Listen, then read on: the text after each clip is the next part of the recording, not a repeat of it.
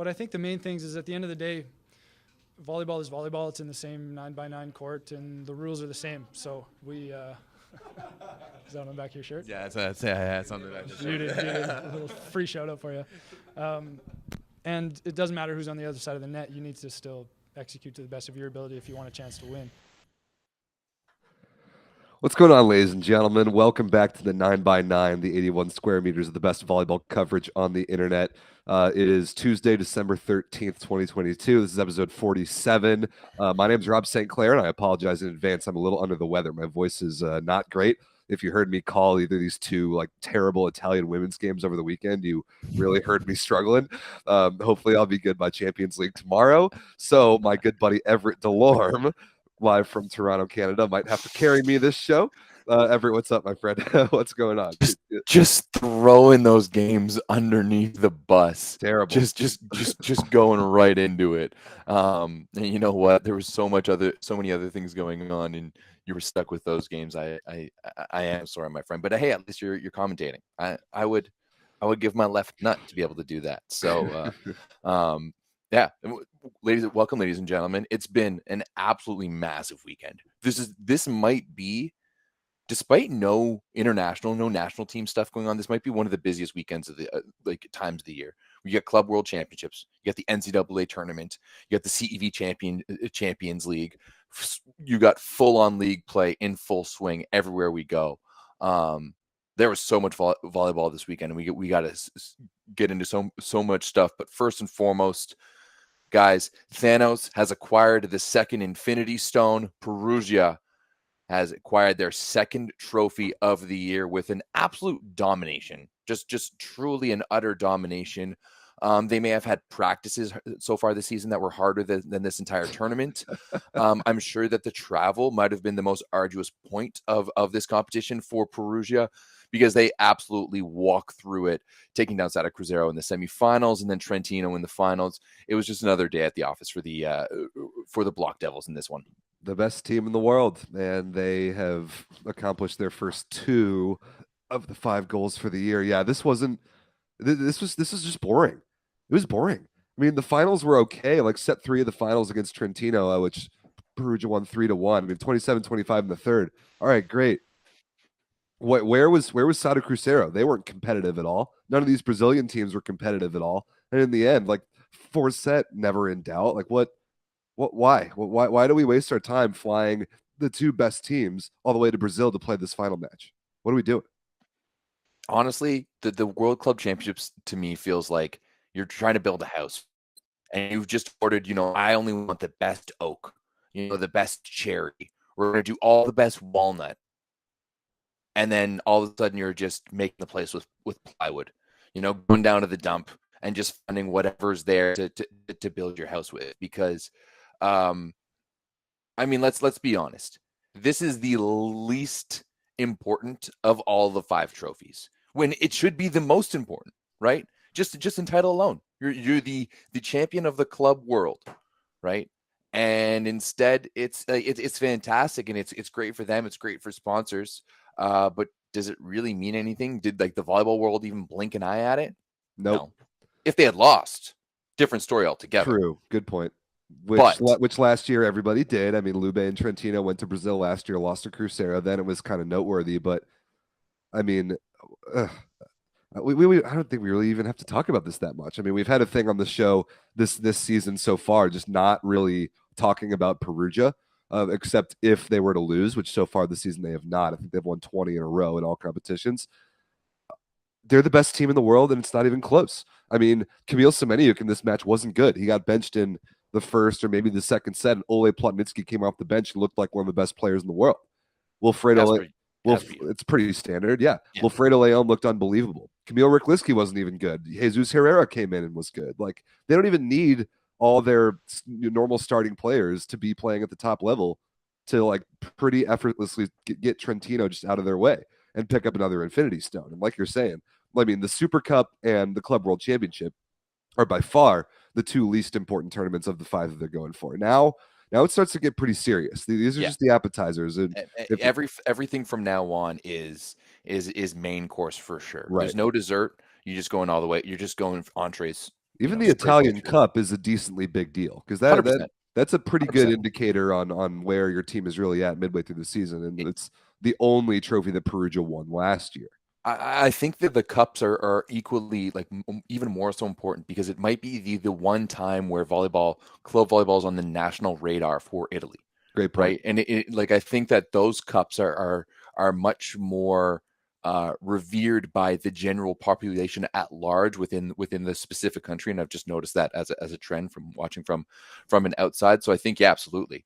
Right. Like, it's important to win the Scudetto, of course. It's important to win the Champions League, absolutely. But for that national level recognition, I think absolutely winning that Del Monte the Del Monte is at the beginning. It's just the Coppa Italia. I think it's just the Coppa Italia. Yeah, you're right. That is a big deal. And Perugia won it last year, so they've been there before.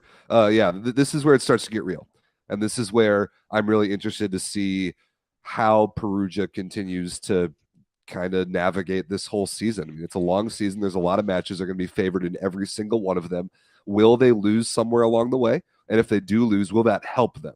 Sort of in a Caneliano way from the 70-plus match win streak. I think that there might be maybe a random like goofy loss in league play to like Modena or Lube or even like a Moano or someone like that. Maybe that helps them because when it comes to these big tournaments like the three remaining, Champions League, Italian Cup, and Scudetto, they need to be in top like killer, murderous, like vengeful form the entire time. And I'm worried that if they coast along this whole season and don't get beat, if they start to get challenged in a big match, I'm not sure if they'll really be ready for it because that challenge, other than Super Cup final against Trentino that went 5, decent match. Other than that, they have not been challenged this year. I mean, they went to 5 with Lube as well too. It was the Super Cup was against Lube. They played Trentino in the semis. But you know what? Here's my take. If ever you're going to go perfect on a season, if ever you're going to win all 5 trophies, if ever you're not going to drop a match, I think this is it. Right? Could be. When you look at this roster and you look at that next man up mentality, right? Semeniuk was the best player in the gym for the majority of the tournament. Come the finals on Sunday, and he's nowhere to be found, right? And in comes Oleg Plotnitsky, who, like you said, has that ability to jump in. You've got Jesus Herrera on the right side. You've got Gianelli, who, to be honest, is starting more and more to me look like an Iron Man. You're telling me that this man started playing professional volleyball and being as important he has been for Italy, when he was like 20 years old? Yeah. Ridiculous. And how much time has he missed? We watched him play every single VNL game this summer. Riccardo Spertoli is a fantastic setter. He was not getting anywhere near the court. And then they went and won the World Championships, right? You've got an absolute Iron Man who just wants to win in Gianelli leading your offense. You've got the best, in my opinion, collection of outside hitters and some fantastic guys in the middle. This is a team where, like, if one guy does have it on one night, then you're going to need to have a lot of world-class players to have an off night, right? Yeah. Because they can go to that bench, and guess what? If Plotnitsky is on the bench, then you have to deal with Oleg Plotnitsky. If Semeniuk's on the bench, you have to deal with Semeniuk. If Leon's on the bench, you have to deal with Leon, right? Like, there's so much depth on this team. So if ever there was a team built to go undefeated in a season and challenge like Conigliano's long win streak, it's this team right here. I think it is too. I mean, we talked about it in the preview, or like when me and Tommy did the Superliga preview back at the beginning of the year. I said, Tommy, if you take Perugia's bench, only their 7 bench players, and put them in as a Superliga team, would they make the playoffs? And our consensus was yes. Like that's how good they are. And you got Sebastian. This year they'd be a top team. They'd be unbelievable. You've got Sebastian Soleil coming off the bench in the middle. Like that's crazy. He's one of the best to ever do it. He's Italian now, right? They can do that. They've unreal, right? This team is not only made to win, like it's the classic scenario. You were just so close. You were so close. You're so close. You couldn't get it. Let's go pick up Kevin Durant and just bulldoze everyone, because that's exactly what's happening here. Like, for me, it's almost getting to that point where, like, if they lose a game, I'll be disappointed. Yeah, I mean, they've got to, I guess, just get aligned on what their goals are for this season. I think it's very obvious that the 5 trophy thing should be their goal, but maybe they want to really cement themselves as one of the best teams of all time. Maybe they want to go for a perfect season. And with like I said, they're going to be favored in every game they play. And like Wilfredo Leon, for example, in the championship match of the Club Worlds, 13 for 18 with 1 error, like way above 50% efficiency for the best player in the world. And he didn't even give him that many balls because you didn't have to. And his service run at the end of set 4 with just some absolute dagger aces, like no chance. Get that comeback attempt out of here. I'm way better than you, and everybody knows it. Like he can do that every game. And that's the thing. You don't even need him to do that every game. So no, absolutely not. Barring injury, this team could go undefeated. It could. And even with injury, I mean, Leon, when he hit his head in the Super Cup, didn't play for 3 or 4 matches, and they never even came close to losing without him. Yeah. It's remarkable. Let's talk about the rest of the tournament a little bit. Trentino gets second. Yay, good for them. I thought they looked pretty good up until playing Perugia. They got past Cruzeiro really easily. Alessandro Micheletto actually led scorers in the finals. 13 for 20 points. Yeah, 19 points, 2 blocks, and 4 aces. He's serving the ball great. Trentino's good. They're not going to beat Perugia, but Everett, what should be, if you're a Trentino fan or if you're in like Trentino's front office, what's a successful season to you, given who else plays in all the same tournaments as you in Perugia? Second. Do you know, right? Like losing to Perugia should be your only thing, right? Because Lube is just not there. Piacenza is not the team we were expecting them to be, and there's no one else really around, right? So yeah, I expect them to be second. You know, once again, they don't have the exact same depth as Perugia do, but they still kind of do. When you look at Dazrana coming off the bench for them, and when you're talking about, if there's one organization I can believe that can do that and why they're consistently where they are, it's Trentino, because of that quality that they bring year in, year out, from the top to the bottom of the organization. Like, let's be honest, this is one of the best run organizations in all of volleyball. For sure. So yeah, 100%. Like, I can see this team, pushing to, if they end up on the opposite side of the bracket from Perugia and I guess both the Italian Cup and the Champions League, I would assume that they would kind of be in the finals with them. Yeah, and that's very possible, the way that the seeds work out for both of those things. I think Trentino's pretty clearly the second best team in Italy. I don't know if they're the second best team in Europe. Without Russian teams in the mix, they very well may be. I mean, we'll talk about Yashemsky later in the show, but they're falling off, and they've gotten bit by the injury bug, unfortunately. So it's very possible that Trentino is the second best team in Europe. Yeah, we'll see. Last but not least, Sada Cruzeiro couldn't defend their title. I wasn't really overwhelmingly impressed, even though this team is basically the same as it was last year when they won this entire tournament. They shouldn't have really had any weaknesses on paper. There's one difference, though. What, the setter? Yeah. What, do you think Uriarte's a step down? Then Cachopa, maybe.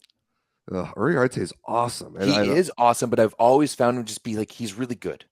He's very good. He's very steady, but like Cachopa, we saw him work that magic, there's just something magical. Like he's got that leader persona about him. He just runs the offense. We're being robbed this year that the fact that he's not at Monza right now. Like it's an absolute travesty. Hopefully he comes back. But yeah, honestly, to me, that was the difference. They just didn't execute with the same level of like gusto. Yeah, there was something missing. I only watched a couple of the games. I watched when they played Trentino, when they played Perugia. I didn't bother watching when they beat Minas in 4 in the bronze medal match. Didn't bother. Wasn't worth my time. But yeah, they just didn't look quite the same. There wasn't like the same. Yeah, that magic with Miguel Lopez and Wallace and even Lucas in the middle. It just wasn't quite there. So it's just clear that there's levels. There's levels to this game in world volleyball, and I really, really hope that next year, whenever we have to talk about this stupid tournament again, it's not in Brazil again. I can't handle 3 Brazilian teams out of the 6 again. I can't handle that. It just doesn't make any sense. So hopefully we don't have to worry about that. Let's talk about the Dream Team. The Dream Team was named. It's always something that we get to make fun of when FIVB runs a tournament and they make the wrong choices. This one's okay. So I'll run it down. MVP. Once again, Simone Gianelli at the center position. He's won 2 World Championship MVPs this year, which is pretty crazy. Matej Kaziski gets a Dream Team nod at opposite, which is the position he's playing this year. Yep. Outside hitters, Alessandro Micheletto and Wilfredo Leon, 2 good choices. middle blockers Marco Pedrasinin and Flavio, which I like. I thought he played great in his home country. And then because you have to have a Sada Cruzeiro guy in there because they got third, you got this libero called Luquinha that I had never heard of, but he gets a dream team nod. So great, whatever. Bro, where's Lopez? Like what? Like Ronnie, where's your boy at? He's got to play better. Yeah, this time last year we were talking about him as one of the best young prospects in the world, and not even close now. Non-stop. And then, like, let's be honest, Cuba had kind of a charmed summer. You got some easy competition the entire time. Didn't have to play anything too strenuous. You played Pan Am Cups and Norseca Final Sixes and all that stuff. And they had one opportunity at the beginning of the World Championships to make a run, and like Lopez just never seemed to get it going. And I don't know, just hasn't really been around. And you know, for a while last year we were talking about he was the best player outside of Europe, you know, hands down. And now, does that even matter? Like he still probably is, but does that even like register? Yeah, maybe a little sophomore slump. I mean, yeah, last year he burst onto the scene. We were talking about him being the best player not playing in Europe. Hopefully a little sophomore slump. We even kind of saw the same thing with Alessandro Micheletto, like as he ran out of gas late last club season, and now he seems like he's back to top world-class form. So I'm not worried about Lopez, but I'm not really planning on following the Brazilian league that closely for the rest of the year. I mean, they had their moment in the spotlight with 3 teams, and they fell pretty flat, very unlike last year. So anything else about Club World Championships, Everett? Great. Perugia won. Can we move on? Yeah, let's move on to the women's edition, which is going to get kicked off right away, which is slightly better, but slightly worse at the same time. Oh boy, do we have something about this. So this tournament is exactly the same. It's the same format. It's 6 teams, 2 pools. It's the exact same thing. So you got the pools there on the screen. Pool A, you've got Conegliano. You've got Idzaja Basha, which is a banger matchup. They're going to play on Friday. That's must watch. And then Dentil Praia Clube, some Brazilian team. I think they're second in the Brazilian league right now. Mm-hmm. Then in Pool B, you've got VakifBank. They won it all last year. They won all 5 trophies last year. You've got Minas, who's the women's version of the same club that played on the men's side, the Brazilian team. And then you've got this Kazakhstan team, Kwanish. So Everett, you want to know something interesting about Kwanish? Yes, please. So, you've been dying to tell me this. I have. So last year, so they play in Kazakhstan. Somehow last year they go out and win the Asian Club Championship. Okay. This year in the Kazakh League, this is their domestic league in Kazakhstan. They're dead last, 11th out of 11. They're 0-6. They're 0-18 in sets. Okay, nice. And they've been held to single digits in sets 3 out of the 18 sets they've played. This is going to be the worst team in the history of an FIVB event. The worst team in the history of an FIVB event. They are dead last, winless in sets in the Kazakh League, and they're going to play VakifBank this week. Well, no, they're going to play VakifBank's bench. Of course they're going to play VakifBank's bench. But what are we doing? Okay, remember how some of the men's teams were plywood? They're straw. This is embarrassing. We're literally making houses with straw out here. Yeah, and when you think of it too, like you're telling me that this is the representative from the Asian conference, so that no team from Korea or China or Japan, come on, Thailand, Philippines, like none of these countries with established volleyball programs are going to the World Club Championships. What, like, dude, I don't know what's going on here. I'm looking at last year's Asian Club Championship tournament, and there are, let's see, there's 2 Kazakh teams, there's an Uzbekistani team, and there's an Iranian team. I did not know that Iran had a women's volleyball presence in any way. What are we doing? Yeah. Why are the East Asian, and then there's a Thai team as well. Why are Japan, Korea, China not putting their teams in this tournament? Why do we have to deal with some god-awful dead last team in the Kazakh League who's 0-18 in sets? Why am I going to have to? Well, I'm not going to watch them play VakifBank. Why would I waste my time? But why are they taking a spot in a World Championship tournament? So real Even on quick, the men's side, there are men's teams in Asia, like some of these Japanese teams, like Aaron Russell, Bartosz Kurek, Shawan Vernon Evans, like put those teams in the Club World Championship. What's well, going for on here? two things. First of all, we do have something in the chat saying here, Flashbox Air Kuanish 2 playing Uh, from Ivan Kanik there. But well, also, no. Well, actually, he's incorrect because he thinks, and he's thinking intuitively. I don't blame him that. Oh, okay, this Kwanish team also has a B team in the tournament, or that they also have a B team in the Kazakh league, and then their B team might be the one that's the worst. Now, unless those are switched, their B team is better than their A team is. I can't imagine that they would actually send a worse team to the Club World Championship. I don't know what's no, going on yeah. there.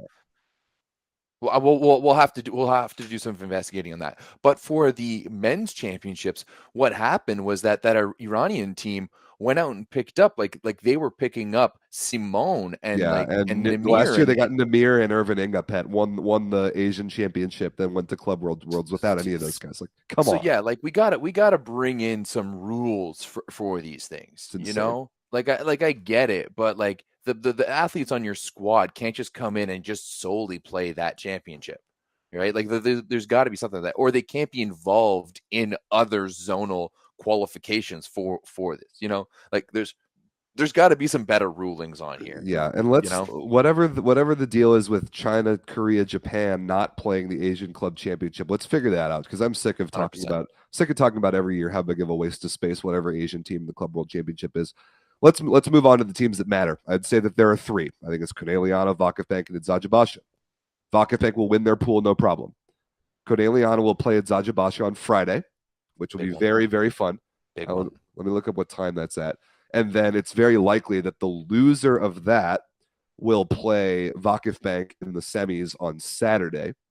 And then the winner of that will play the winner of that previous one, like I just said, in the finals on Sunday. Let's see. Ooh, it's early. It's 8 a.m. Eastern. 8 a.m. Eastern on Friday is Adzadjabasha versus Corneliano. Because this one's in Turkey, right? Right. Yeah, it's in Antalya, which is also we should probably talk about this because it's not in Istanbul, it's not in Izmir, and it's not in Ankara. Ankara. Yeah, it's not really close to any of those things. It's down on like the southern coast of the Mediterranean of Turkey. I'm curious to see how that throws an event and how the fans are there that doesn't have like the immediate like big club presence like Istanbul or Ankara do. I mean, I think this is really just showing the strength of Turkish volleyball at this point in time. You know, that they're going to be able to go anywhere within their country and get that support. So yeah, you're right. It should be interesting. I'm looking for an Adzadjabasha win on Friday. I want to see Canigliano of Vakifbank. And yeah, I don't know. I just want to see that in the or maybe I don't know. I guess you're going to end up with a Turkish team versus a Turkish team regardless. At some point, but will it be in the semis or the finals? And that's why that match on Friday is really, really big because Vakifbank is going to win their pool for sure, but they're going to get a very difficult semifinal matchup. And I think that Friday match in Pool A between Corneliano and Adzadjabasha, whoever wins that gets a free pass to the finals, and that's going to be really important. So I don't know. I think we should make our picks here. I think I'm picking the Adzadjabasha right now. They're 10-0 to win the tournament. 100%. Woo. They're 10-0 right now. They're the best. Like if I were to do power rankings right now, they would be my number one team, without a doubt. Canigliano just lost their first game. They're 10-0 in the Sultan Measly. Like Adzadjabasha, you've got the best player in the world who just won a world championship by putting Serbia on her back. Like, tell me that Adzadjabasha isn't the best team right now. Like Vakifbank is out there stumbling and fumbling. They haven't looked good so far. And Canigliano is like they're still fantastic, but like Adzadjabasha is the hottest team in the world right now. They're definitely the hottest team. They're the only undefeated team. I don't know. I actually it might be crazy. I kind of want to pick Corneliano to win this tournament. Okay. I kind of want to pick how crazy is that neither of us are taking Vakifbank. Are taking Vakifbank, yeah. How nuts is that, right? They're the defending champs. They won the Champions League. They added arguably one of the best players, arguably the best player in the world, definitely one of the best players in the world. And things just haven't looked good so far. Like, once again, I just really showing you how good Volleyball was with managing that Canigliano team, because Oro's not able to do it, and right now Osbe isn't able to do it for Vakif either. Man, it's hard to pick. It's hard to pick against any of these teams. You can really make a compelling case for either one of them. But I'm excited to talk about it next week after it's all wrapped up. I wonder what time the finals are on Saturday. Oh man, crazy early, 8 a.m. Eastern again. Just playing these like early afternoon matches in Turkey. That's rough. I don't know if I'll be able to handle watching that one live. That's 7 a.m. my time. That sucks. Yeah, 7 a.m. I could maybe do it depending on how Saturday night goes. Well, So, obviously, we'll watch it. And we'll bring you guys all the wrap ups on next Tuesday's show about the Women's Club World Championship. Let us know in the chat if you're watching live on YouTube right now. Let us know in the chat who you think's going to win. And somebody makes the point. Dentil Praia might surprisingly take some points from Corneliana, where Zajabasha. I don't really agree with that. I was looking through the Brazilians rosters to kind of get acquainted before we see him down there. Dentil Praia has Ana Cristina. Or Anna Carolina. I never remember which one's which. The middle, whichever one's the middle, who's really good. She's on that team. And I think Minas has like Thaisa and Carol Gataz in the middle. So there's good middles on those Brazilian teams, but I wasn't all that impressed by the wings. I don't think they can hang with the 3 good European teams. no, I don't think so either. And I mean, to be honest, we haven't really seen the Brazilian teams have the success that the men's team, like the women's team from Brazil, have the success that the men's teams from Brazil have had at this event. And I strongly think it's due to just a lot of the not having to travel all the way to Brazil. And, I think that's a huge benefit. It really is. It is a huge deal for those Brazilian teams. All right, so Everett's picking the Zajabasha. I'm picking Corneliano. That probably means we're both going to be wrong, and Vakapank's going to win. So we will see. We'll talk about all that on next Tuesday's show. Everett, you ready to move on to the Italian leagues? Yeah, absolutely. Let's get this great train moving to Italy. I've got a story to tell you, Everett. Oh, so there's a team that we haven't talked about very much in the men's Superliga this year so far, and that is Siena, right? Yes. So Siena goes out last year. They don't even win the second division in Italy, and they get promoted anyway. Remember, there's some weirdness going on about that. Whatever team it was, I think Reggio Emilia actually won the second division in Italy. I'll double check that to make sure. But there was some issue with their gym or something like that wasn't Superliga caliber, and they couldn't. Yeah, and so that they weren't able to figure that out. Yeah, Reggio Emilia won last year, but they weren't able to accept the bid in the Superliga. So Siena takes it, right? So Siena so far this year, we haven't talked about them very much because they're not very good. They're dead last in the standings right now. And when you get promoted to the highest division of your respective country, in the first year, your goal is to stay there, right? Taranto pulled that off. They got promoted last year, and despite 2 teams getting relegated last year, Taranto wasn't one of them. So mission accomplished. Siena's goal, stay in the Superliga. So far, they haven't done that. And on this past Thursday, they played a makeup game versus Padova, who's one of the only teams in the league that you can really expect them to beat or at least be competitive with. And they go out and get 3-donged. So Siena's management decided that was not good enough. And so what they did after that loss to Padova on Thursday is they fired their coach. They fired Coach Paolo Montagnani after getting swept by Padova.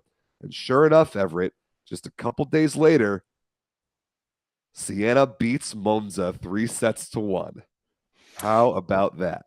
You know what? When you look at the Siena roster, though, it's not that bad. No, it's not bad. It's not great.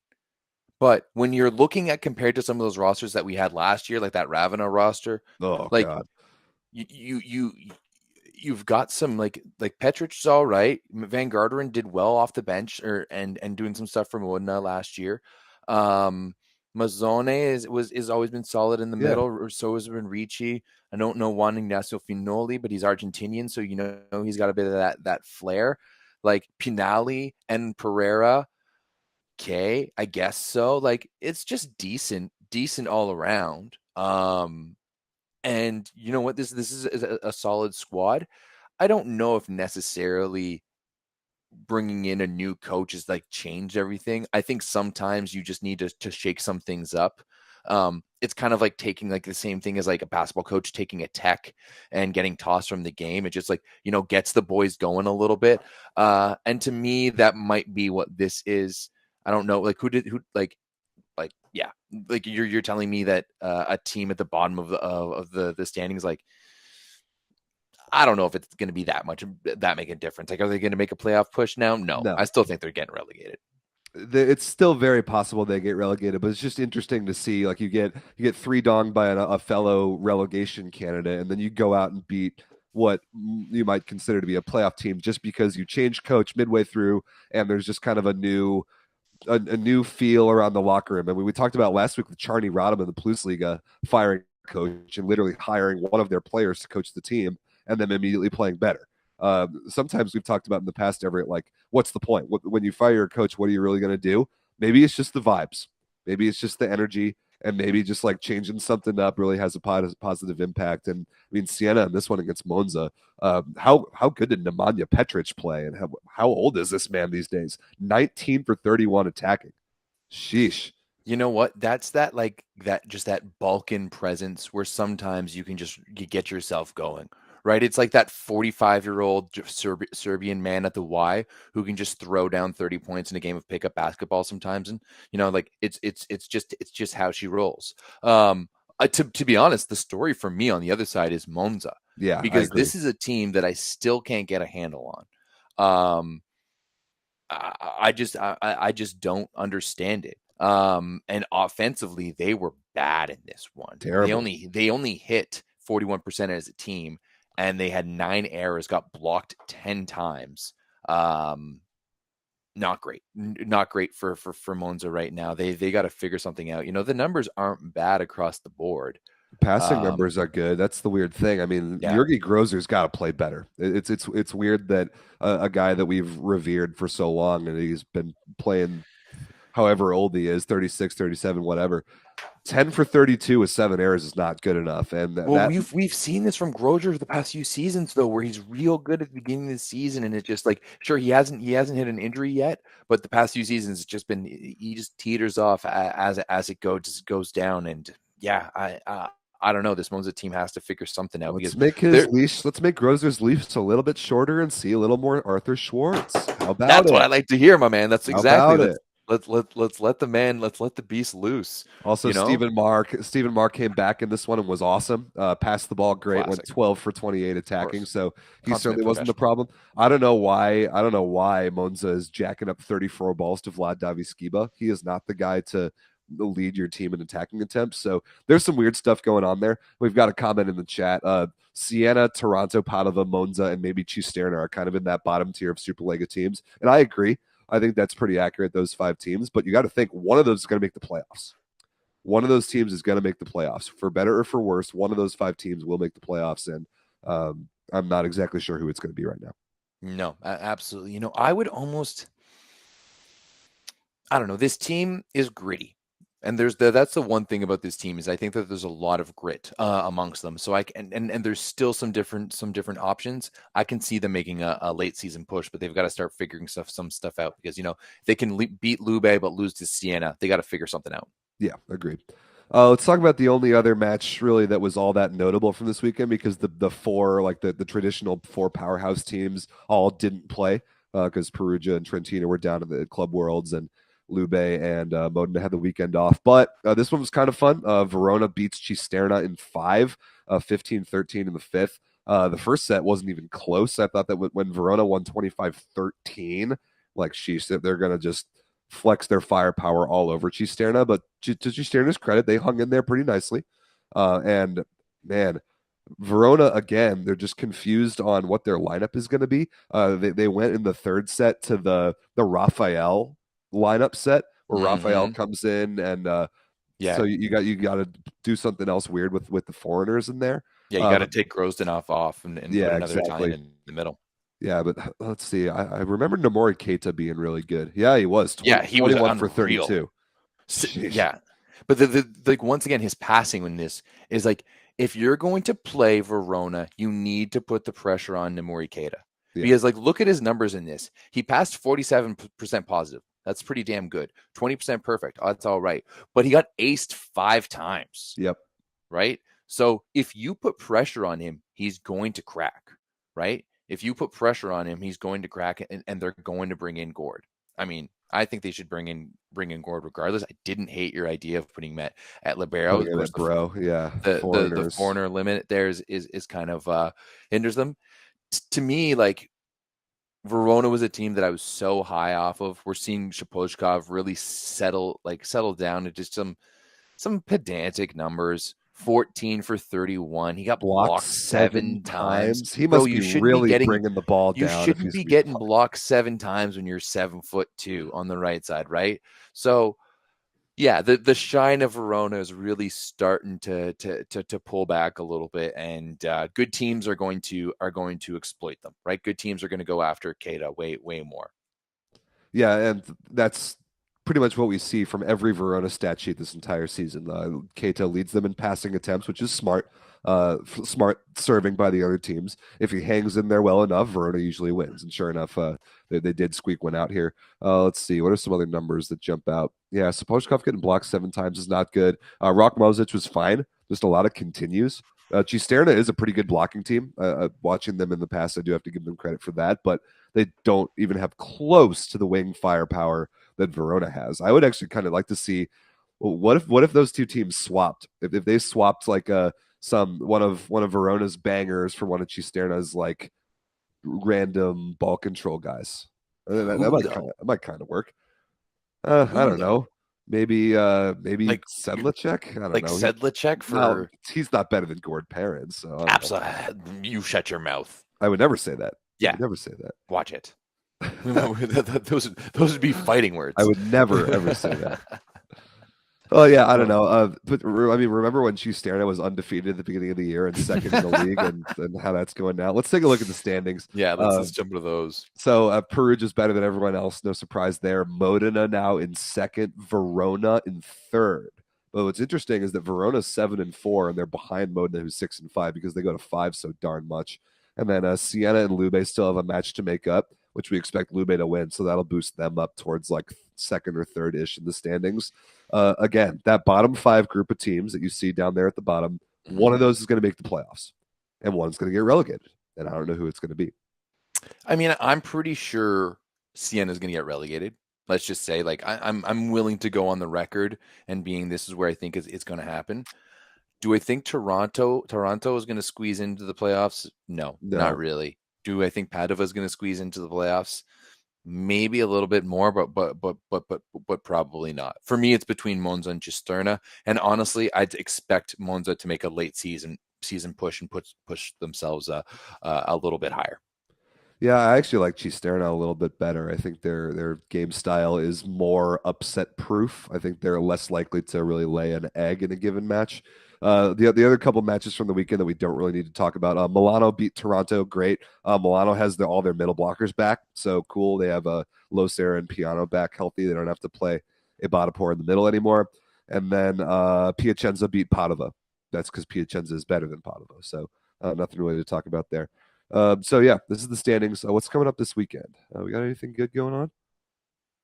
Perugia's got a bunch of matches, man. We'll talk about Perugia later because they're flying back to Italy. They're probably back by now. They got to deal with jet lag from winning in Brazil on Sunday. They got to play Champions League at home on Thursday, and then they got to play Monza on Sunday. Yeah, it's quite a week. Yeah, that sounds like a lot there. Once again, volleyball, guys. Volleyball. Right. Let's and they're going to be doing all this by flying coach. Of course. Verona versus Piacenza on Saturday is the match that I like the most. That one, that's an interesting match because two teams that don't really know who they are, and I think they're a lot better than they are. You know, so yeah, I'm looking forward to that. Cisterna versus Milano as well, kind of a must-win for both teams. So we'll follow along with that. We'll catch up on Italy like we always do next week. You want to move on to the women's league? Absolutely. All right. So let's look at match day 11 in the women's league. Conegliano beat Firenze a couple weeks ago. So that's old news because they had to front load their schedule for the Club World Championship. But a couple other notable results here. On Saturday, Bergamo beat Chieri in 4 in a match that I called. It's an upset. The only reason why we're talking about it. It is an upset. I thought Bergamo played great, and they're right up there with Chieri in the standings in playoff position right now, which is kind of cool for Bergamo because there's some Americans on that team, and last year they were 1 point away from getting relegated, and right now they're 1 point out of 5th place. So I thought that was kind of cool. I mean, I've been saying this for a while. I don't think Chieri's all that. I really think that they're just the Cisterna of the women's league, maybe a little bit better. I wouldn't put them in that rank, but they definitely have overperformed so far this year. But you got to give a shout out to the classic 76ers logo, though. They're just, copyright be damned. Let's just jump into it. But yeah, I don't really believe in Chieri being a top team, so. Yeah, in the standings, this is an upset, but I think this is just kind of business as per usual. Yeah, fair enough. Another match that I called Valafolia versus Perugia, not notable at all, except there was a headline or at least a rumor that I definitely believe, and that's that Valafolia, who already has Micah Hancock setting, is going to go out and get another American Olympic gold medalist and bring in Annie Drews on the right side at about the new year. That's been all but confirmed that Annie Drews will head to Italy and play for Valafolia in January. Isn't Drews your girl? Isn't she your Purdue girl? Purdue Boilermaker. Yep. All right. She was I love her. She's awesome. Forged in the gym of Rob St. Clair. Yeah, we played a lot against each other. Annie's great. So I know she was taking like the first part of this season off, and that was her plan all along, is to maybe sign with somebody for the second half of the club season. So it sounds like she's headed to Italy. Maybe Valafolia will get up there higher than, where are they right now? 11th. Yeah, they're not overwhelmingly good, but what they could really use is a big banger opposite. So Annie Drews should help. A little bit of scoring. I mean, once again, like there's been so many teams that have kind of just maybe like looking at Novara losing a little bit, Busto just having a weird season. There's a lot of things that are still wide open in the Lega Volley Femminile, and it's been fun to watch so far. Yeah, because remember last year, like there were those top 8 teams in the league last year that clearly were better than everyone else. Like there was never a 5. No, it was 8. There was never a question on which 8 teams were going to make the playoffs. Like the drop off between which I think it was Firenze last year, 8th, and then 9th was like 15 points behind them. Like there was a serious separation line there, which happened to cut off right at the playoffs. So it kind of took away some of the drama. This year's a different story. There's a lot more activity going on in the kind of the middle of the pack. And I think here we can put up the standings. I mean, Pinerolo, Macerata, and Perugia are not good. And so two of those 3 will get relegated. But everybody else, I mean, Busto is not bad. Valafolia, especially if they pick up Annie Drews, they're not bad. Cuneo's not bad. And everyone else is in playoff position right now. Like it's going to be a lot more fun to follow the women's league on who makes the playoffs this year than it was last year. I'm expecting 2 teams. I'm looking at 2 teams to make playoff pushes here late. First one is obvious, is Busto. They got started a little bit rocky, but they're starting to right the ship. But second I'm looking at Britt Herbots and Firenze, right? I'm looking for Britt Herbots to get that train going and getting some points scoring and getting it down with that. Those are going to be my 2 teams to look at, especially when we start looking at 2023, because I mean we're at that point here, Rob. We're pretty much 17 days away. 18. My couple teams, or one of the teams I wanted to look at, is a team that just beat Busto Arsizio over the weekend. That's Casalmaggiore. We haven't talked about them much, but they went out and picked up Lauren Carlini and Ali Franti in the offseason, and Franti was unbelievable in this match. Let's see exactly what her numbers were. Nobody could really stop her, which is weird because her game is kind of limited. I mean, she's just kind of a cross-court power player, but she played great. Yeah, 19 for 41 with minimal errors. So that was cool to see. Okay, once again, Gussie Pussy coming in clutch in the chat here. Malonza, our favorite right side. I was just about to talk about that one. Disaster. Malonza's formation is a true mess. They started with the 2 opposites, Stesiak on the left side, then pulled them. But the second set with 3 outsides, and then the third, they finally put Stesiak as the opposite. Once again, there's good teams and there's basement teams. Dude, I can't take the circus act that is Malonza's women's. I mean, when you're playing against Novara, this particular Novara right now, without a setter and without an outside hitter, you must destroy that team if you are as talented as Malonza is on paper. And Abrar Karakurt, pretty good for Novara. Got to give her credit. 21 for 54, which is a huge number of attempts. But Malonza, figure it out. Now that you have Jordan Larson in the mix, she played. Jordan Larson played sets 3 through 5 and was I mean, she passed the ball phenomenally, but everything else is kind of mediocre. Figure something out and stick with it, please. I can't keep track of the circus that is this team. Yeah, I mean, if this was soccer and you were able to like transfer players and sell players like they do in soccer, Malonza would be in a perfect scenario because they'd be about to rack in some money. But they're not, and instead they're just gathering all these riches, and they're probably going to lose in the first round of the playoffs because I don't see them competing. Like for me right now, we've got Conigliano, and we've got Scandici. And after that, there's a big drop off. I know Monza and Novara are up there with in the with their results and stuff like that, but I just don't see them being the quality that Scandici or Conigliano bring to the table. I agree. I think Scandici's not only is Scandicci second in the standings, I actually think they're the second best team in the league. And I think Novara's injury concerns are what they are. They've really got to go out and get someone, get a couple people mid-season if possible. And I think Malone's just too much of a mess. I think that they get to the second round of the playoffs on talent alone. But like if they play Scandici like right now, that they would in theory play Scandici in the semifinals. I don't see that going very well at all. But even in the first round, they're going to be playing Bergamo right now. Like who knows? I know on paper, but I'm not as excited about Malone's as I was of last year's Monza team. Like they just had something about them, and they just too much right now. Too much. Yeah, too much going on. Let's look at what they have going on this weekend. Any matches that are good? Firenze versus Malonza, maybe Britt Herbots. Cuneo versus Busto, kind of a must-win for both. Bergamo versus Scandici, see if Bergamo can stay hot. Novara versus Valfolia, not much. I mean, Cuneliano's not in action because they will be quite busy trying to win a Club World Championship. So if you're going to be watching women's volleyball this weekend, which I always suggest you do, we need to give much more love to our women's game. Watch the World Club Championships, because unlike the men's championships, there's going to be actually a little bit of drama, and the three best teams in the world. Like if you were to ask me what are the three best teams in the world, I would give you these three teams. So watch. I agree. Yep, I think that's way more interesting than the Italian League this particular weekend, and also there's the NCAA finals on Saturday night, which we'll talk about in a little bit. Speaking of women's volleyball, Everett, do you want to talk about Champions League, or you want to hit the people with a couple other messages first? I think we should hit some people with some other messages. Boom. Okay, we're ending it. This is the last week of that volleyball.store sale. It's been a good month long to celebrate our anniversary, our 1 year anniversary. Of course, Black Friday. Now we're coming into Christmas, but this is going to be the last week. So head over to thatvolleyball.store to pick up all of your spicy volleyball merch. Of course, your 9x9 merch. And then we've got the new line as well with the 9x9 squared. Check that out.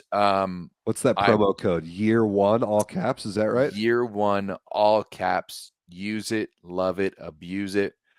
Go check it out.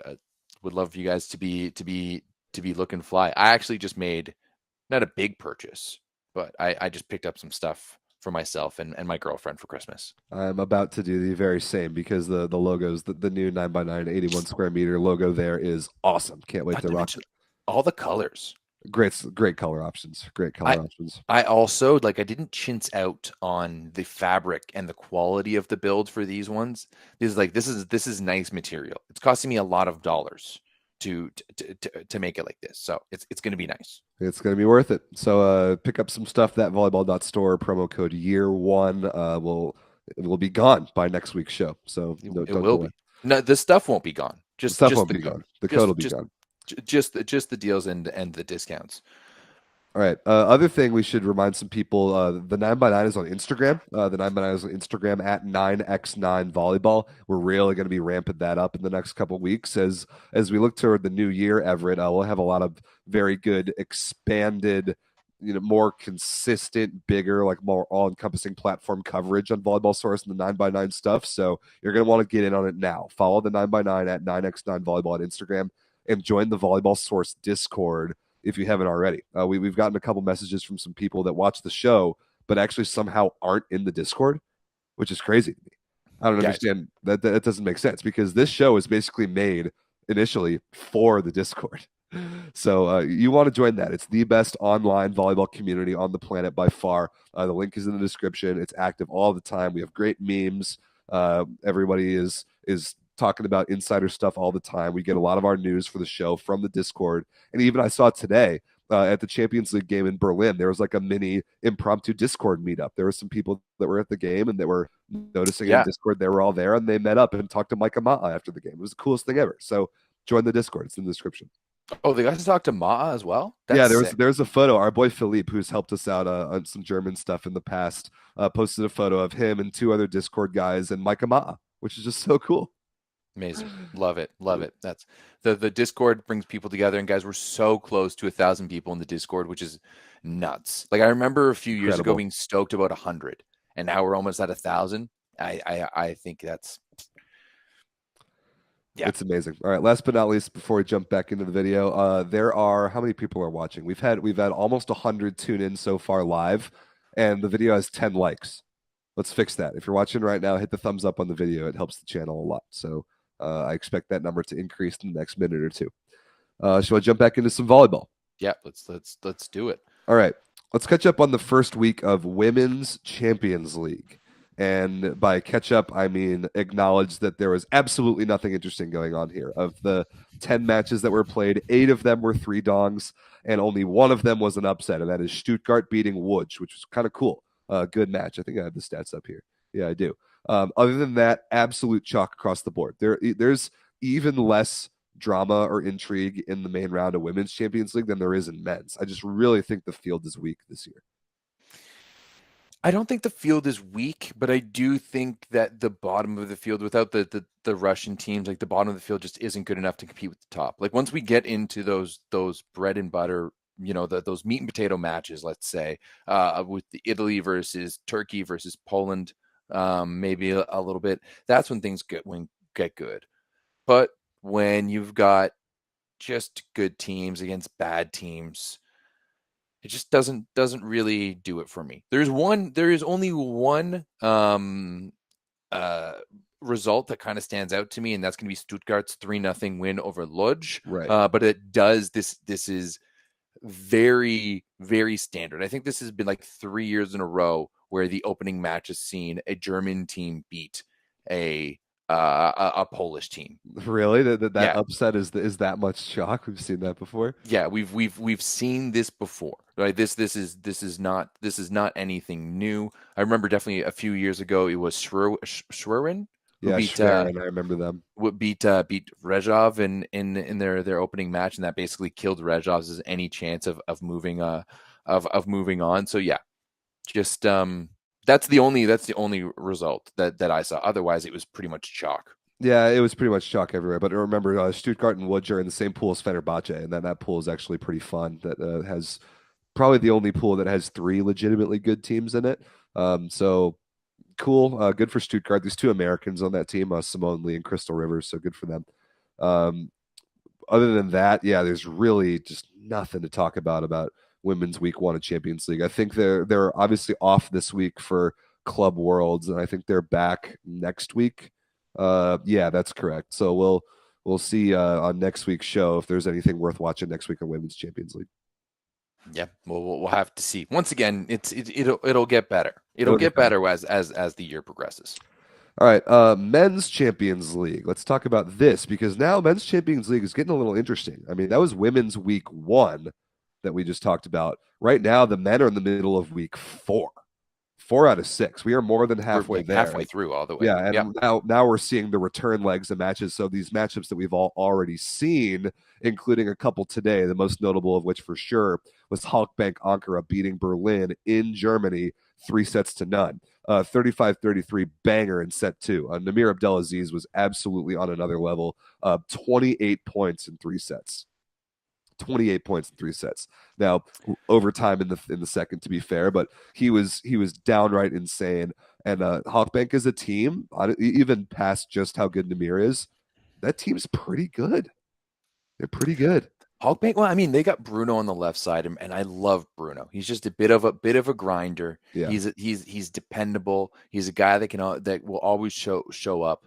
And yes, yeah, I really like this team. I do have to admit, I think part of it is the magic of Micah Ma'a. I just love that kid, dude. I love him so much. You know, I talked about it a little bit earlier about some setters can just invigorate a roster, and Micah Ma'a to me is one of those guys. And you can tell, like, I bet you Namir is having an absolute blast because like Ma'a's just out there cooking up a feast for him. Just and he's going to town. He's absolutely feasting. You cannot say that Namir Abdelaziz is not well fed right now. Oh, that is for very sure. I mean, Hawkbank hit 58% kills as a team this match. Like their offense overall was amazing.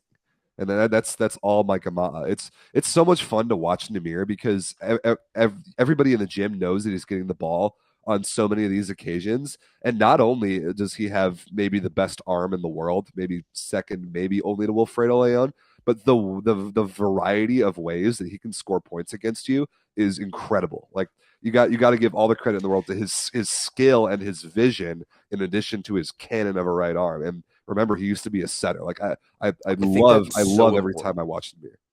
When you watch Namir and you watch how he attacks the block, there's no player in volleyball to me that attacks the block like Namir Abdelaziz. Like so when you smart. Look at smart. When you think about a player who is as good as he is and has puts up as many points as he is, but like when the reality speaks to itself, like there's very few like massive highlights.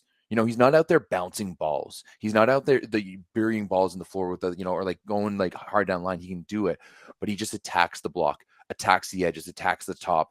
Like there has never been to me like a player who attacks it even more. He is so good at attacking the block, and that's why I think he loves playing with Ma'aj, because it just opens stuff up so much for him, and he just dishes that ball into the perfect spot for him to just go and break fingers. Yeah. Namir is a blast to watch. Go rewatch the end of set 2, like from about 20 to 20-ish through like all of overtime of set 2 was some of the most fun volleyball I've watched this year. There was a rally, I think at 22-20 that I pointed out in the Discord that was one of the best I've ever seen. So go back and watch that. And then Namir, I wish I would have pulled this clip. I don't know if it would get the video taken down or not. But Namir hit a 4-4 shot in row 1 inside 3 blockers to like 8 feet cross court. It was unbelievable. The dude is so nasty. For Berlin, I mean they're because their pool is hard, they might be in trouble for advancement. They might have to beat Xavierche again. That's going to be tough. Yeah, we'll see if they can do that. Yeah. I mean, I like this Berlin team, but they just don't have enough of it for me. Like outside hitter. They just like Ruben Schott wasn't good in this one, and he's a guy who's he's hit or miss, right? He can either be all world and beat you from the baseline and just go hot, or just be average. And that's exactly what he was here to me. Yep. So let's check out what's going on elsewhere around men's Champions League. JW beat Montpellier today. Your boy Danny Deminenko got some playing time, which was nice to see. But JW without Toniuti, without Wisniewski, and without Glader, missing 3 starters, still beat Montpellier 3-0. And it was competitive overtime in the second set, but really, there's levels to this, man. And why isn't Montpellier better than they are? Like their roster is not bad. I wish this team was better. Once again, it's that French league curse. It's that French league curse. Yeah, it's crazy how whatever team from France ends up representing them in Champions League the following year just stinks. It happens every year. Yep, it's continued to happen. You almost don't want to win the French league because it'll make you bad for the next year. Tours is just coasting, being second all the time. Yeah, speaking of tours, they play at Lube Civitanova tomorrow, 1 p.m. Eastern in the CEV's feature match of the week, and I'll be on the call. So I'm curious to see if tours can grab a set or two in that one, or like exactly what we see out of Lube with all their moving parts. I've actually never called a Lube game before, so I'm really looking forward to that. That'll be fun. Oh, nice. Sweet. The only other one from today was Friedrichshafen with a 3-1 win over Novi Sad. Pretty normal for this one, although you do have Rado Parapunov, 17 points, 15 for 32, though 3 errors, and got blocked 3 times. Meh, that's okay, not great. I mean, he's their go-to guy. Friedrichshafen's a good blocking team. Oh yeah, I mean Friedrichshafen's going to make it Future out of that round, pool. They're 3-1, even if they lose to JW, even when they lose to JW again. Like Friedrichshafen's going to make it out. So good for them. What else do we got going on this week? There's matches tomorrow. Zawiercie versus Pazardzik. I mean, Pazardzik's been kind of an upset team in Pool B so far. Maybe something happens there. They'll lose in 5. Yeah, they do like to do that. You know, they're that team this year. They're just going to lose everything in 5. Durin versus Ljubljana, who cares? Zaxa versus Menin, no problem for Zaxa. Perugia versus Ziraat Bank on Thursday. The only reason why I'm kind of curious to watch that is to see how Perugia handles playing a couple days after playing in South America. So it's in Italy, fortunately for them, but maybe jet lag, fatigue, maybe that's a factor. Not to mention, didn't Ziraat Bankazi just sign Wantarena for the end of the season? Like, that was rumored, and I was going to group all the crazy rumors coming out of Turkish volleyball media at the end of the show, because there's a lot of them, but one of them was Osmani Wantarena to Ziraat Bank after the Chinese League season is over, which is ridiculous. But I mean, right, what's Ziraat right now? 1-2 with only 2 points. Like, they're not looking good. Yeah, 1-2 with 2 points in their pool. It's going to be too little too late, even if Wantarena does show up, because they're going to get 3-donged by Perugia this week. I mean, who knows? Maybe Perugia will be a little jet lagged. If there's one match that they're going to lose, it's going to be this Wednesday, and Wouter Termat is going to have 30 points. Yeah, that's exactly, because inconsequential matches like this, that's when he thrives. He's like, oh, I can be notorious and not actually have to do much. Let's go score 30, baby. Let's go. Wouter Termat, like, book it. Okay, so Everett's calling the trap game, Ziraat Bank over Perugia on Thursday. Just in the exact same show that I said that Perugia should go undefeated this summer, and I'd be disappointed if not. So I'm contradicting myself already. What else do you expect out of the 9x9? Trentino versus Carlo Marsco Thursday, whatever. Yeah, not going to be close. So that's it for Champions League. Tune in tomorrow to hear me call Tours versus Lube and see what happens. Shall we move on to some other headlines? Maybe a little PlusLiga. There's some stuff in the Polish league this week. Yeah, we've got some big things going on, and we got some milestones as well in the PlusLiga. So first and foremost, you got to give a big shout out to, like, I don't know if you're going to call him the Godfather, but if there's a Mount Rushmore of Polish volleyball, this man is on this. Mariusz Wlazły. Congratulations on 500 matches. That is absolutely outstanding. Yeah, 500 PlusLiga matches for Mariusz Wlazły. I mean, look at the picture there. Look, PlusLiga. Just PlusLiga. That's not CEV Champions League. That's not CEV Cup. That's not every single time that he put on the red and white for Poland and led them to a world championship back in 2014. Like, this is the pinnacle of the sport, and he's still going. Still what a kicking. Legend. And in his 500th match, Trefl Gdansk, who we haven't talked enough about this year, is actually being pretty good. They're 5th in the standings right now. They played Asseco Resovia, who's really good, took him to 5, and Wlazły suited up at outside hitter, of all things. He still do it all. He played sets 3 through 5 at outside hitter. I mean, he's obviously been an opposite his whole career, and he played decently well. Like 8 for 20 and passed the ball okay. I mean, that's awesome. Who's more impressive right now? Mariusz Wlazły still kicking it, going for Gdansk, or Jaromir Jagr suiting up for Kladno in the Czech I saw that at 50 years old. Yeah, exactly. Hard to argue with a 50-year-old. But the PlusLiga is a better league than the Czech Extraliga in hockey. So, but that is a great headline. So congrats to Mariusz Wlazły, absolute legend. Let's look at the standings, because what's interesting to point out about the standings right now, Everett, teams 1 through 6 we are now exactly through half of the season in the PlusLiga, because there's so many darn teams in the league. Everyone's going to play 30 matches, which is ridiculous. And there have been a lot of comments on that recently about how it's too much volleyball. We're now halfway through. Everyone's played 15 matches. And after 15 matches, the PlusLiga sets the field for the Polish Cup. So now we know who the teams are. It's teams 1 through 6 in the list right now. That's actually Zawiercie in first. Zawiercie has overtaken JW for first in the league, followed by Jastrzębski, Resovia, Zaxa, Gdansk, and Ślepsk Suwałki. They get the 6th spot. And so those 6 teams, plus I think 2 teams that play in from the Polish second league, those 8 teams will play in the Polish Cup. So no Skra for the first time. Yeah. In who knows When's the how last long. time Skra Belchatov was not in the Polish club? Yeah, crazy. Polish Cup. That is nuts about it.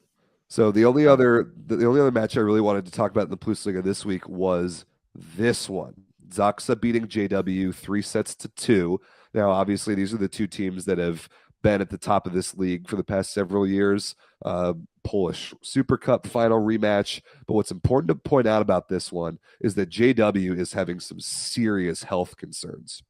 Very serious health concerns. I mean, I talked about earlier, we were talking about Champions League. No Benjamin Toniuti.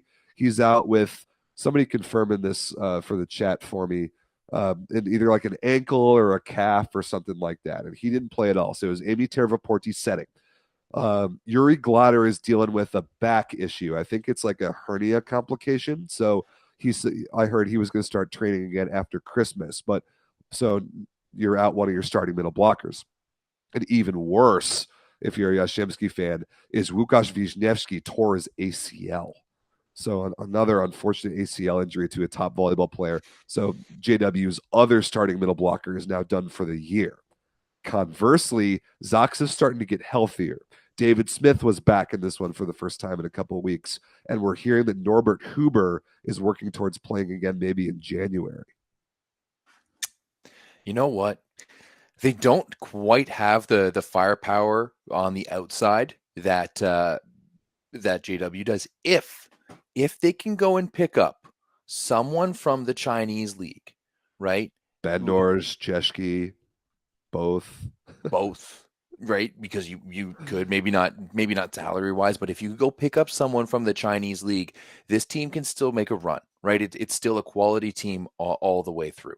So yeah, I think this is going to be interesting to watch on. Earlier in the season, I was like, yeah, JW is going to run away with this championship. Now, not so sure. And another thing that's important to point out about this Zaksa game beating JW in 5 is that Łukasz Kaczmarek didn't play. Bartłomiej Kłuth is this huge, like gigantic backup opposite that I love. Started, played great, won MVP of the match, went like 22 for 36, which is awesome. But Kłuth has been doing this for years. Sorry, go ahead. Yeah, what a legend. But a point in the chat, again, that I wanted to bring up. No Kaczmarek. Kaczmarek did get fined by the league for speaking out against how much volleyball they're playing. That's kind of what I mean about the comments that have been flying around about there's 30 regular season matches in PlusLiga, which is absurd. And plus Champions League, all that stuff. And Kaczmarek came out and spoke against that and got fined. And I saw a quote from Tomasz Fornal, who was asked about it as well. He said, I'm going to decline to answer this, otherwise I will get fined.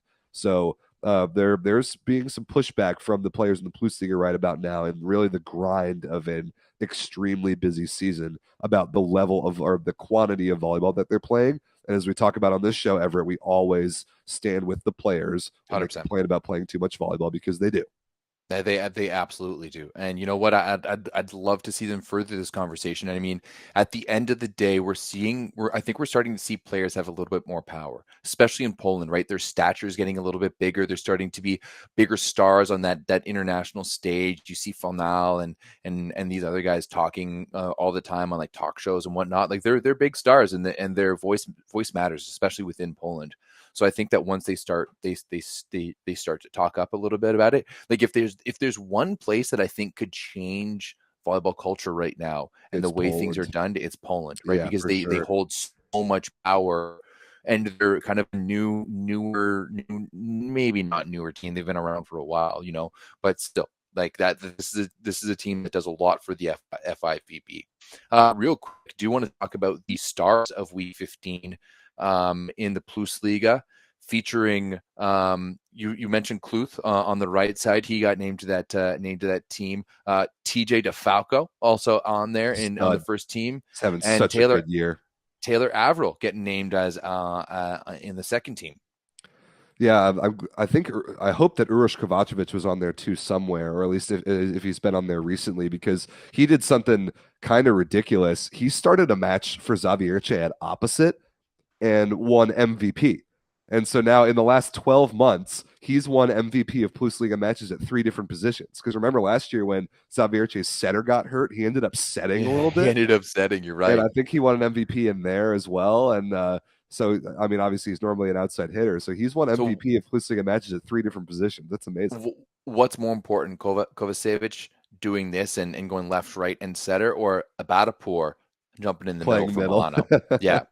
That was pretty cool too. But I think Kovacevic is doing it at a higher level, I guess, like being MVP of matches at 3 different positions. Yeah, Xavier beat Cooper Lubin in 4, and Kovacevic started at opposite, went 23 for 43, which is okay. It's good kill percentage, not very good efficiency, but it's just crazy to see them use him in all these ridiculous ways. Yeah, and absolutely. And I mean, we're getting some people talking in the chat right now about how many teams should be in the PlusLiga. People are generally saying 8 to 10, but I don't. No, I think 12 is a great number. That's what Italy's 12. got right now. Yeah, you're right. 14 even is doable. I think that's what the PlusLiga had last year. 16 is too many. A lot.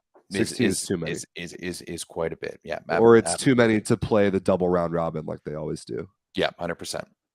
But then how do you do it? So I just knows? Bring it down to 12, mate. Bring it down to 12. Yeah, I mean, Bielsko-Biała is terrible. I mean, they don't really belong there. And then Lvov, the Ukrainian team, unfortunately, I hear that Vasyl Tupci just got hurt. He's their best player, so they might slip down the standings towards hopefully not getting relegated. Who knows? Yeah, 16 teams, like a 30 match regular season is too much. Yep, absolutely. 32 even. Ugh, gross. Yeah, 100%. All right. Last but not least, Everett, I think it's time to talk about NCAA, right? 100%. Let's jump over to this side of the pond because Rob, for the first time ever in the NCAA, there's going to be no Big Ten and no Pac-12. We might be crowning a brand new NCAA champion. And man, this tournament is just the gift that just keeps on giving. Dude, these matches, especially the Elite Eight matches on Saturday, were so awesome. So good. They were so awesome. I mean, San Diego upsetting Stanford in Palo Alto in 5, Louisville hanging on against Oregon in 5, Pitt upsetting the defending champs Wisconsin in Madison in 5. I mean, 3 out of the 4 like complete bangers, 5-setters, and then Ohio State losing to Texas in 4. I mean, just incredible. And like you said, the Big Ten and the Pac-12 not having teams in the Final Four is ridiculous. And even me being a huge Big Ten guy, this is great. This is so good for the women's game. Having new teams, even like San Diego, is the most random team to be this good. It's since like BYU made it all the way to the national championship game a couple years ago.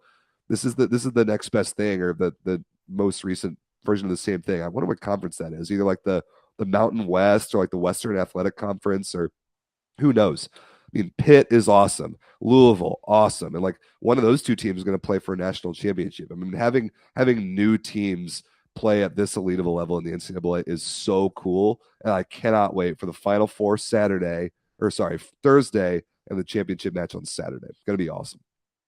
Yeah, 100%. If you're in the United States, you should be watching this regardless, right? Even if you can't watch, just turn your TV on and let the ratings take it. That's what you need to be doing. But if not, let's find some illegal ways to watch this baby, because actually we've been pretty good. If you guys come into the Discord, there's always people with links for you to watch illegally. And we will always condone that behavior 100%. We just want to help people watch volleyball. So yeah, if you're not American, get in the Discord, we'll help you watch this. So I wonder what match times are. Thursday evening for sure, and then Saturday 8 p.m. Eastern, Thursday 7 p.m. Eastern, and 9:30 p.m. Eastern. Right. So check out those games. I expect commentary to be good. I'm sure Paul Sunderland will get the calls with some analyst who's hopefully good, and it's a great product. Hopefully the matches will be excellent. I think they will be. Yep, 100%. And as I said, I truly think that the NCAA is the best product that we have in volleyball. Like there's just nothing like it. Just watching, like I didn't get to watch the matches myself on Saturday night, but I watched the replays on Sunday. And just the atmospheres of those gyms are so unparalleled. To be honest, we need to have a serious conversation to how much are we giving any counseling to former NCAA players who have to go play professionally? Because that's a serious step down.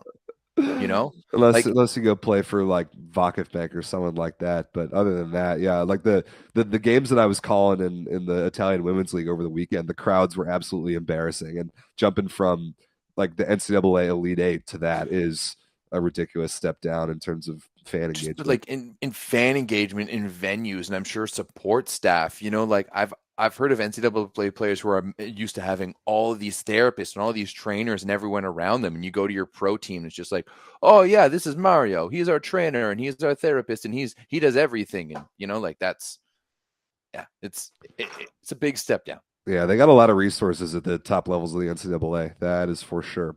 So yeah, check out the semifinal matches on Thursday night and the finals on Saturday. We'll be back next week to talk about who wins. I'm really fascinated. And then we'll see if like some names start to rise to the top of these last couple teams that end up going to play overseas in January. I think Logan Eggleston for Texas is the one that everyone has their eye on. Like, is she going to choose to go jump to play pro immediately? And she could really help a couple teams overseas for sure. So I'm looking forward to watching this. We'll talk about it on next week's show for sure once we crown a champion in Omaha in conjunction with the ABCA convention. So if you're there, you're obviously going. But post some stuff in the Discord. If you happen to be a college coach and you go to the convention, you go to the game, let us know. We'd like to hear about your experience. Absolutely, 100%. And Rob, one thing that could be a little special this year for the ladies playing in the NCAA is that there might be actually the end of a tunnel. We might actually be seeing the dawn of a new age in the United States with the creation of possibly a real women's volleyball league. Now, I know you guys have one potentially coming over the VLA, and I know we've got the AU Pro Sports, and I think there's even another one. There's a new one, yeah, like Pro Volleyball Federation or something like that. Yes, something like that. This market confuses me, and I'm in it. I don't know. But there is one that definitely stands head above the rest, and that is going to be One Love Volleyball League One. League One Volleyball in the States, and it's getting spicy. They've got some big names backing it. Kevin Durant's a backer, and today they just announced that they made two massive signings for next season. Kelsey Robinson-Cook and Justine Wong Orantes, two members of the United States women's national team who won the gold medal in Tokyo. Rob, how does this make you feel? So I'm curious to see how this all shakes out because, like you said, I'm kind of in this world with the VLA that I work for, who's mostly been focused on the men's side the last couple of years. We are starting a women's division this year, which is going to be awesome. I don't really but we're not playing at that level with the billions and billions or the multi-million dollars of investment and all the political posturing behind the scenes that's going on with the different women's leagues that exist. I'm curious to see about League One's format because what they're really trying to do is attach the league to youth clubs and have the league, like League One is literally buying junior clubs. They're going around the country and they're purchasing junior girls clubs, and they're still letting like the people that are involved with juniors clubs run the operations. But League One is owning these clubs, and that's where they're going to install the professional teams. Their whole goal is like a European style, right?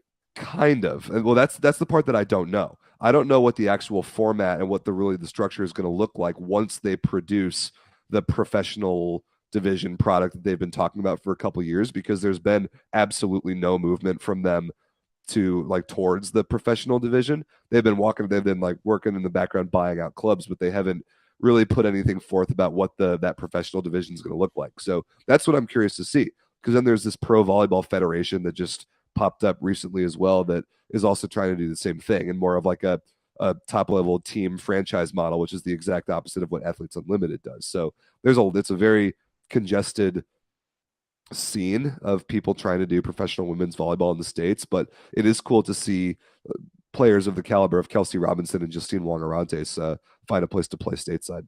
Yeah, absolutely. And I know that like Haley Washington's on their board too, and has been involved. And I know that Carly Lloyd has been involved. It does seem to me, and I was like poking around their website a little bit more today. It does seem to me that this is the best chance that we have in terms of professionalizing the game. And it's going to be interesting. You're going out and picking up some big name players. Also, what I like too is that they're current big name players. Like when AU went out and signed like Jordan Larson, like yeah, absolutely, she's still Jordan Larson, but everyone knows that she's at the end of her career, right? They were very much the players coming right out of university who hadn't gone to play pro yet, or the retired national team players who are in the twilight of their career as well. But let's be honest, neither of us are a fan of the format of AU. And it doesn't lead to any growth, I think, at a grassroots level, and it makes no impact whatsoever on the community. That's why I'm really interested to see, especially now, since you mentioned that they're buying up these junior clubs, I'm really interested to see how that can foster, because I've truly believed that. I think for so long in North America, we just believe that there's one way to do it, and that's, fund a big league and have all these big name teams. And I really like this idea of going European style and tying it to a local community and a club that you can build up within. Because, like, let's be honest, the majority of your athletes, especially at the beginning, are going to be coming from the homegrown players. Yeah, of course. Right? And that's the point. Like that's what a league like this is supposed to do. It's give not only create the best level of volleyball that we can in the States, but give American players a chance to play there. So I'm curious about their format, like where in the calendar they're going to throw their season, because like are they going to put it in the summer, which interferes with national team, or are they going to put it in the fall or the spring that interferes with their the main club seasons? Like, are players going to have to pick one, or can they do both? Or I don't really know. So we'll follow along with it. But it's nice to see League One actually start to put some things forward about what 100%. Their top division is going to look like, because they tried to make some splashes in media years ago when they announced they were going to do it, and then they just haven't done anything publicly. And there's been things going on behind the scenes, but clearly, taking some steps to put things out publicly. So that's cool. I actually kind of want to do a video. This would be quite the video, like an open Q&A about, and just a basic info about all the different entities that there are in the States right now trying to do it, because there's five leagues between the men and the women, between men's and women's, trying to pull off professional volleyball right now, and they're all different, and it's pretty confusing. So I might do a video on that. We could do that. I could help you with that for sure. Let's do that. I think that would be great. I also think that we should see if you're part of League One volleyball in any way and you're watching this, we'd love to chat with anyone. Love to just chat with you guys, have someone come on and just tell us about what the league is about. Like, we want to hear and support it. We believe in your cause, so let us help. Yep. All right. Last but not least for the show, Everett, we alluded to it earlier that Turkish volleyball media is always on fire with rumors. They're just like people talking about things on message boards, and then it gets picked up as legitimate gossip, and sometimes it actually happens. But there are a bunch of headlines that came from the Discord. I'm gonna run them by you, and I want you to give me your quick reaction on like how realistic is this to happen. All right. Okay. So a bunch of rumors coming out of Turkish media. Okay. 1, Melissa Vargas returning to Fenerbahce. Yeah, I could see that 100% happening. She did it last year, came back from China to Fenerbahce. I could see it again. Yeah. Michelle Barch-Hackley coming back to Vakifbank. Now, there was the rumor she was going to go to Novara. Now people are talking about going back to Vakifbank.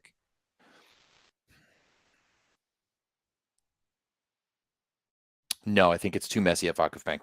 There's too much going on there already. Yeah, they've got enough outsides. Osmani Wantarena coming to Ziraat Bank after the Chinese league season ends, like we mentioned earlier. Yeah, I could absolutely see that, because that the Turkish league is all about that money, and that let's be honest here. There's if he's going to go play for Turkey, there's probably going to be a little bit of a, hey, here's an envelope that just slipped under your door.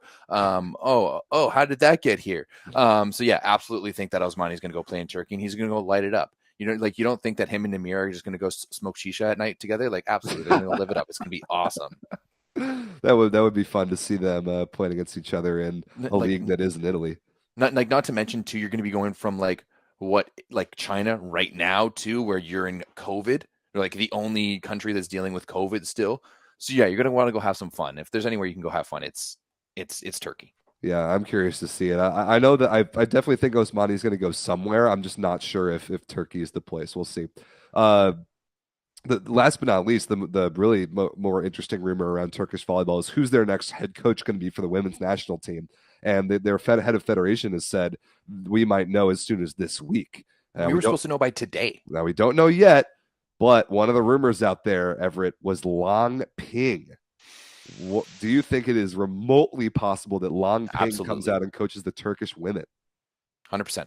right? Because Long Ping, she is a student of the game, like quite possibly the matriarch of the game in Such a so many legend. ways, and like has done it with the United States, has done it with China as a player and as a coach, right? Like she is cultured, and there's no doubt in my mind that she hasn't looked at this Turkey team and everything that they're building and goes, that's interesting. So without a doubt, and you know that the Turkish Federation wants a big name. They've already talked about not wanting an Italian, although we've seen rumors the otherwise. So absolutely, Long Ping would be. I think it would be a fantastic fit. I think it would be a fantastic fit for the Iron Hammer to go coach in Turkey. I think that like she's drastically opposite to Guidetti in her approach and her style and her way she communicates. I kind of think that that's what Turkey needs right now. Some teams need to build that base first before building confidence. Turkey's built a lot of confidence. Now they need to build a more solid base so they can truly, to me, they kind of seem like the kid at the adult table on the stepping stool, like looking up onto the table, like they're almost there, but they're looking at everyone, but they're just not, they're still hanging out at the kids' table. I kind of like that. That's a good analogy. Yeah, hopefully by next week we'll actually know who's coaching the Turkish women's team, because like the point is in the chat, it's a ridiculous saga of rumors on who's going to be the next coach of the Turkish women's team, and I have absolutely no idea who it's going to be. So that does it for our rumors, Everett. We'll see if by this time next week we have any of them that are true. We've got Club World Championship this weekend. We've got NCAAs. We've got Champions League men's. Oh boy, is there a lot going on. So World Cup finals. God, Rob, I hate soccer. Rob, you're in the minority here on this one, buddy. Sorry. I hate soccer. I'm literally working on creating a video right now about why soccer sucks and you should watch volleyball instead. Worst sport of all time. I'll endorse that. Yeah, I'm making a whole series. Why volleyball is better than your favorite sport. I can't decide if I want to do soccer or American football first, but they're all going to get in there. I'm trying to trigger the fan bases of all those sports as much as I can, and I've got some good ideas. I think you guys will like it. I think we need a production meeting on some of these, because I got some ideas to add to these. Well, real quick though, can we address the real elephant in the room and why Gussie Pussy hasn't answered our request to come help us? Because you show up now multiple weeks in a row and just drop straight knowledge in the chat, like, hey, come join the team. Like she said on last week's show that she's from Poland, and which is amazing. No, I thought she was Italian.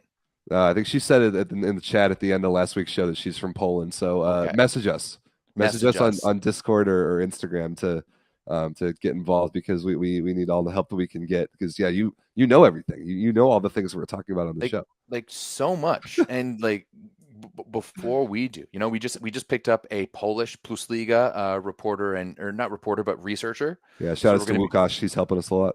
Yeah, so we're going to be jumping in some more PlusLigas, but yeah, Gussie Pussy, or maybe Goosey Pussy, I don't know how to pronounce your name. It's a little bit on the edge of getting us demonetized, but yeah, come hit us up. Awesome. Join the army. We'll contact you on Insta. There we go. Perfect. All right. I'd like to hear that. If anyone else out there loves volleyball, likes the show, wants to help us out, shoot us a message. We will get you involved. We are, like I said, we're trying to expand what the 9x9 and what Volleyball Source is doing on all sorts of different platforms. So if you want to help, we will put you to work, I promise. Otherwise, thanks very much for watching the show. A lot of volleyball going on this week. Join the Discord to chat about it, follow along, and we'll see you back here next Tuesday, same time, same place. Peace, guys. Have a good week. Check out Rob tomorrow.